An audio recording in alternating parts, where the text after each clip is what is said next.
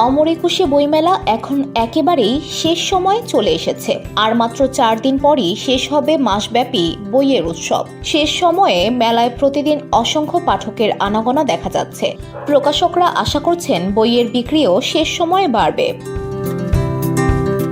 ঐতিহ্য প্রকাশনীর ম্যানেজার আমজাদ হোসেন কাজল বলেন, বইমেলায় এবার শুরু থেকেই অনেক পাঠকের সমাগম ছিল, সে ধারাবাহিকতা অব্যাহত আছে।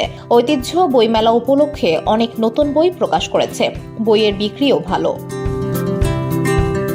বইমেলায় এবার অনেক প্রকাশনা সংস্থা প্রথমবারের মতো অংশ নিয়েছে। এমন প্রকাশকরা জানিয়েছেন, বইমেলায় তারা প্রথমবার অংশ নিলেও আশানুরূপ বই বিক্রি করতে পারেননি। বইমেলায় অনেক বছর ধরে নিয়মিত অংশ নিচ্ছে বলাকা প্রকাশন। এর প্রকাশক শরীফা বুলবুল বলেন, এবার দর্শনার্থী অনেক বেশি, কিন্তু বইয়ের ক্রেতা কম। গত শুক্র ও শনিবার মেলায় প্রচুর লোক সমাগম হলেও ক্রেতা কম ছিল। তার উপর বৃষ্টিও বিক্রিতে বিঘ্ন ঘটিয়েছে। ধুলো, ময়লা ও ক্ষতিকর ধূলিকণা থেকে নিমিষেই মুক্তি দেয় চৌধুরী এয়ার পিউরিফায়ার।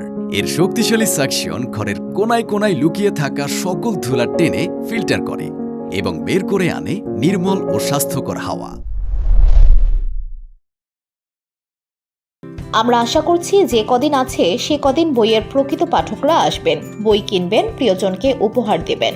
কথা প্রকাশের ব্যবস্থাপক বলেন, গত কয়েকদিন থেকে বিক্রি মোটামুটি ভালো বলা যায়। বিশেষ করে শনিবার থেকে পাঠকের সাড়া পাচ্ছি।